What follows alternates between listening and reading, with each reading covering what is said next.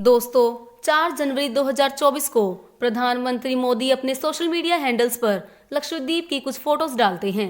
हालांकि इन फोटोज में मालदीव्स का कोई भी जिक्र नहीं था, लेकिन मालदीव सरकार के कुछ पॉलिटिशियन इन फोटोज पर कुछ इस तरह रिएक्ट करते हैं जिससे दोनों देशों की सालों पुरानी दोस्ती भी खतरे में आ जाती है। कुछ दिनों बाद हालात इतने सीरियस हो जाते हैं जिससे सोशल मीडिया पर बॉयकॉट मालदीव्स का ट्रेंड चलने लग पड़ता है।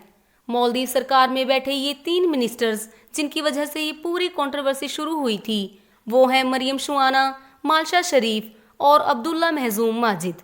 इन्होंने ही इंडिया और इंडियन प्राइम मिनिस्टर के ऊपर सोशल मीडिया पर कमेंट किए थे, जिससे इनकी इनसिक्योरिटी भारत के प्रति साफ साफ नजर आ रही थी। इनका मानना था कि प्रधानमंत्री मोदी का एजेंडा लक्षद्वीप को मालदीव से भिड़ाना है, लेकिन इन कमेंट्स के थ्रू कुछ पर्सनल अटैक भी किए गए थे।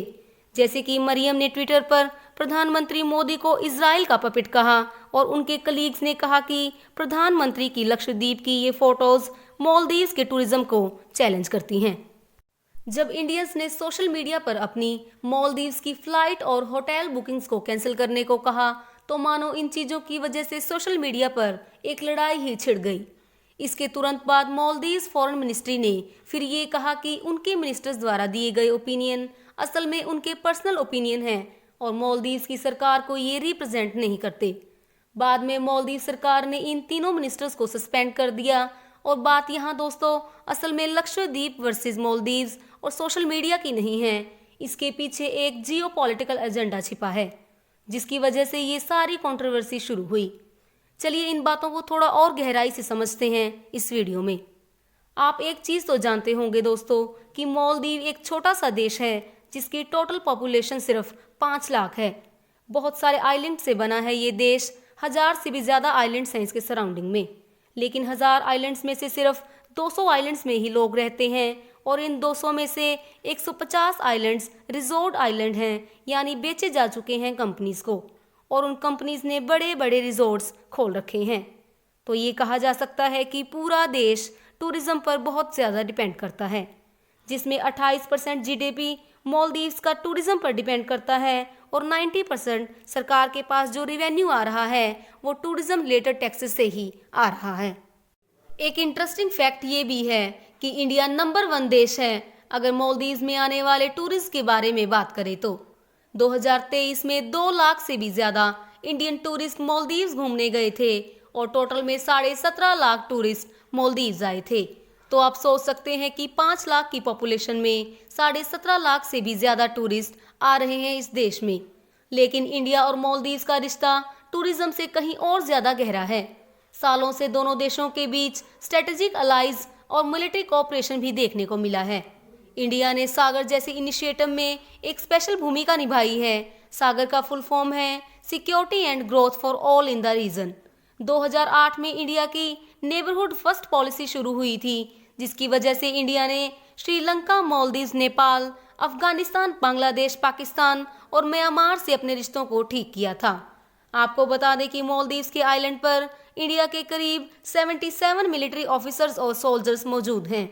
इसके अलावा 2 ध्रुव एडवांस लाइट हेलीकॉप्टर भी इंडिया द्वारा मालदीव्स को 2010 और 15 में डोनेट किए गए थे।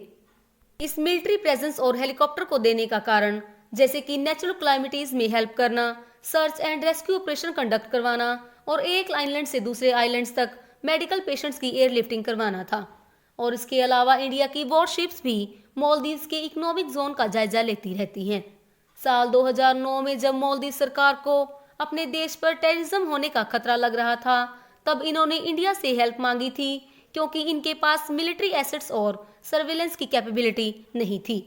लेकिन पिछले कुछ सालों से इंडिया की यही मदद और मिलिट्री प्रेजेंस मालदीव्स की पॉलिटिक्स में कंट्रोवर्सी का मुद्दा बन रही है और मालदीव्स की कुछ पॉलिटिकल पार्टीज चाहती हैं कि इंडिया अपनी मिलिट्री को वापस ले ले। इनफैक्ट मालदीव्स के करंट प्रेसिडेंट मोहम्मद मोइजू और इनकी पॉलिटिकल पार्टी पीएनसी यानी पीपल नेशनल कांग्रेस इसी मुद्दे पर इलेक्शन लड़कर सत्ता में आए थे और ये मुद्दा था इंडिया आउट का मुद्दा। ये सब समझने के लिए हमें मालदीव्स की पॉलिटिक्स को समझना होगा। बात यह है दोस्तों, करीब 30 सालों तक ये पूरा देश डिक्टेटरशिप के अंडर रहा था। साल 2008 में एक नया कॉन्स्टिट्यूशन अडॉप्ट किया गया और एक मल्टी पार्टी डेमोक्रेसी का सिस्टम इस देश में स्टैब्लिश किया गया। 2008 में जो इलेक्शन करवाई गई उसमें एमडीपी यानी मोल्दीवियन डेमोक्रेटिक पार्टी की जीत हुई, जिससे नए प्रेसिडेंट मोहम्मद नाशीद बने। ये 4 सालों तक एक सफल प्रेसिडेंट रहे जिन्होंने क्लाइमेट चेंज और मालदीव्स कार्बन न्यूट्रल जैसे मुद्दों पर अवेयरनेस फैलाई और इनकी फॉरेन पॉलिसी इंडिया फर्स्ट ही थी। इन्हीं प्रेसिडेंट के कहने पर इंडिया के रिश्ते मालदीव्स के साथ गहरे बने और इन्हीं के कहने पर इंडिया ने मिलिट्री इक्विपमेंट को मालदीव्स को डोनेट किया। लेकिन 2012 में मालदीव्स में पॉलिटिकल क्राइसिस देखने को मिलती है और 2013 में जब नए इलेक्शन होते हैं तो नई पार्टी पावर में आ जाती है जो थी पीपीएम यानी प्रोग्रेसिव पार्टी ऑफ मालदीव्स। एक नए प्रेसिडेंट बनते हैं अब्दुल्ला यामीन और अब्दुल गयूम। पार्टी बदलने के साथ ही फॉरेन पॉलिसी भी चेंज हो जाती है और ये पार्टी इंडिया के अगेंस्ट थी। इसके बाद यामीन की सरकार इंडिया से दूर और चाइना के और करीब जाती गई। मालदीव सरकार के द्वारा चाइना को बड़े बड़े इंफ्रास्ट्रक्चर प्रोजेक्ट दिए जाते हैं और इसी बीच मालदीव चाइना के बेल्ट एंड रोड इनिशिएटिव का हिस्सा भी बन जाता है। ये एक ऐसा इनिशिएटिव था जिसमें चाइना बड़े बड़े इंफ्रास्ट्रक्चर प्रोजेक्ट में पैसा खर्च कर रहा था। दुनिया के अलग अलग देशों में सड़कें, रेलवे और पोर्ट्स बनाते हुए ताकि एशिया, अफ्रीका और यूरोप में उनका इन्फ्लुएंस बढ़ सके। ज्यादातर चाइनीज कॉन्ट्रैक्ट्स की जो लॉन्ग टर्म थी वो काफी अनसस्टेनेबल थी, जिससे ज्यादातर देश चाइना के कर्ज में डूबते चले गए। इवन मालदीव्स भी 1.5 बिलियन डॉलर चाइना से बोरो करता है उस समय। इस सरकार की वजह से इंडिया और मालदीव्स के बीच रिश्ते कमजोर होते जाते हैं और इसी के साथ दोनों देशों के बीच स्ट्रेटेजिक पोजीशन भी कमजोर होती गई।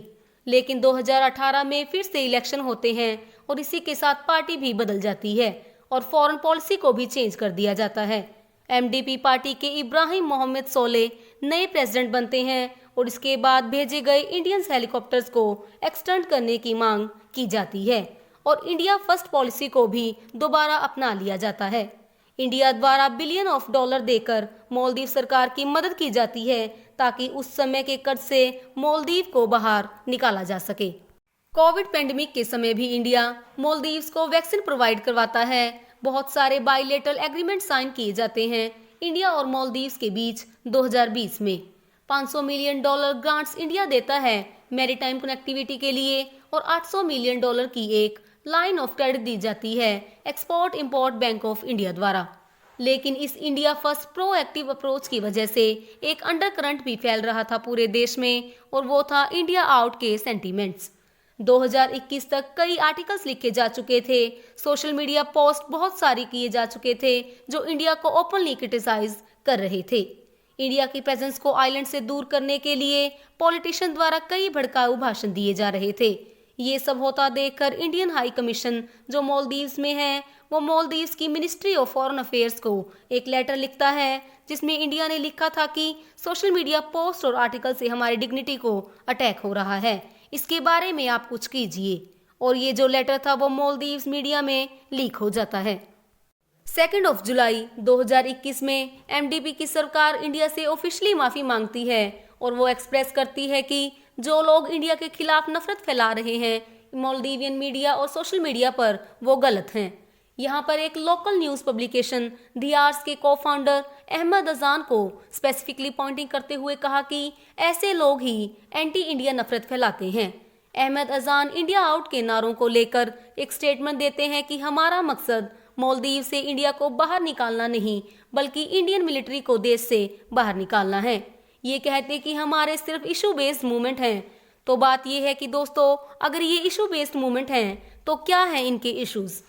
इनके अपोजिट पॉलिटिशियन का कहना है कि जो एग्रीमेंट एमडीपी गवर्नमेंट ने इंडिया के साथ किए हैं वो काफ़ी कॉन्फिडेंशियल हैं और उनकी डिटेल्स लोगों के सामने रखनी चाहिए। उस वक्त की इनकी अपोजिशन पार्टी पीपीएम के वाइस प्रेसिडेंट मोहम्मद शरीफ का कहना था कि यदि एग्रीमेंट देश के सामने नहीं रखा गया तो ये लोकतंत्र का उल्लंघन है। इन्होंने एक एग्जाम्पल दिया मालदीव्स के उत्तराथिला फाल्हू आइलैंड पर हो रहे हार्बर प्रोजेक्ट का। एक joint defence action plan sign किया गया था फेब 2021 में इंडिया और मालदीव्स के बीच, जहां इंडिया इस कोस्ट गार्ड के हार्बर प्रोजेक्ट को मेंटेन करेगी। लीक डॉक्यूमेंट्स ने सजेस्ट किया कि इंडियन मिलिट्री यहां कई दशकों तक रह सकती थी और इस पूरी फैसिलिटी के एक्सक्लूसिव राइट्स हैं उनके पास। इस बात को सुनकर कई मोल्दीवियन लोग भी इंडियन आउट कैंपेन को सपोर्ट करने लगे और इसी वजह से अपोजिशन पार्टी फिर से 2023 के इलेक्शन के बाद सत्ता में आ जाती है। इस समय पीपीएम पार्टी पीएनसी के साथ मिलकर अलायंस बनाती है और पावर में आ जाती है और इस बार प्रेसिडेंट बनते हैं मोहम्मद मोइजू, जो पीएनसी पार्टी के कैंडिडेट थे। ये हुआ था 30 सितंबर 2023 को। आपको बता दें कि यही वो पार्टी है जिसने पूरा इलेक्शन कैंपेन इंडिया आउट के मुद्दे पर किया था और जब से ये पीपीएम पार्टी पावर में आई, पिछली बार के मुकाबले इस बार इंडिया आउट के मुद्दे को और सीरियसली लिया गया।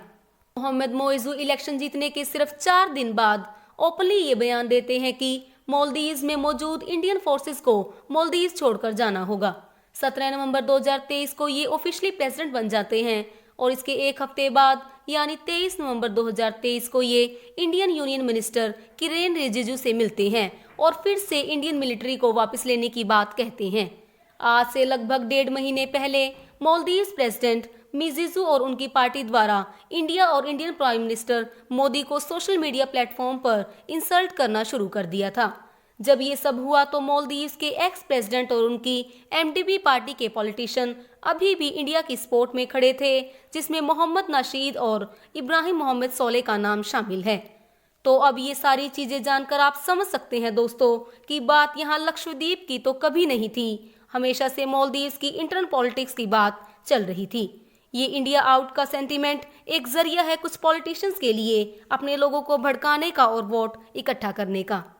2021 में जब एमडीपी की सरकार थी और जब इंडिया आउट के नारे लग रहे थे, तब भी एमडीपी के एक मिनिस्टर अली अजीम ने कहा था कि एंटी इंडिया मूवमेंट इसलिए हो पा रही है क्योंकि कुछ लोग भड़काऊ भाषण देने में मजा आता है।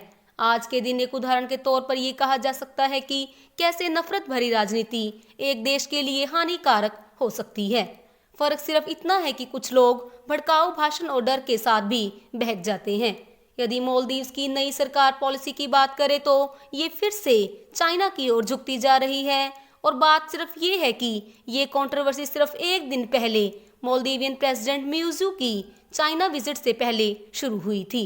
8 से 12 जनवरी तक वो चाइना में रहे और गौर करने की बात एक यह भी है कि मालदीवियन प्रेसिडेंट ने अपनी पहली फॉरेन विजिट के लिए चाइना को ही चुना है।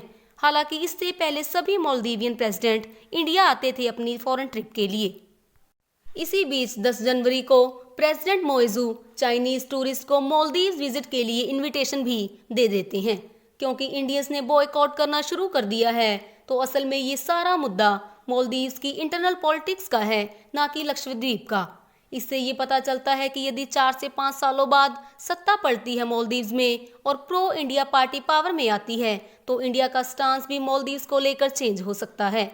आज जो बॉयकॉट मालदीव्स के नारे लगाए जा रहे हैं, वो गो टू मालदीव्स में भी बदल सकते हैं।